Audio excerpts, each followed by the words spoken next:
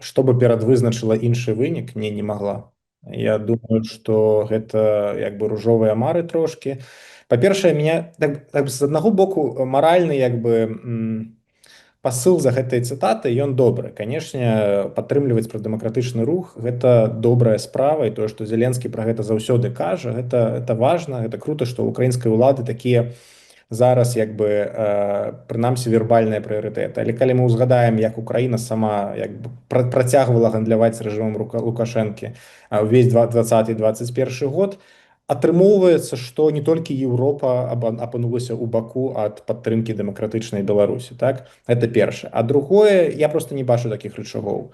А беларуская апазіцыя тады, калі мы ўзгадаем, нават адмаўлялася ад нейкіх абяцанняў падтрымкі. Былі такія моманты, калі Марыя Калеснікава ў верасні 2020 года публічна сказала, каб Еўропа не прапаноўвала не толькі санкцыі, але і падтрымкі беларускай апазіцыі, каб ніякім разе не даваць Расіі нагоды ўмяшацца, таму што ўспрымалася гэта тады як такі не геапалітычны пратэст, які не мусіць дзяліць грамадства па прынцыпу геапалітыкі і геапалітычных перакананняў. Таму на гэта не было запыту ні ад пратэсту самого, ні магчымасці ў Еўропы не было. Еўропа толькі 2 месяцы збіралася, каб прагаласаваць за першы пакет санкцый, таму што Кіпр яго блакаваў, каб там развязаць нейкія пытанні з Турцыяй.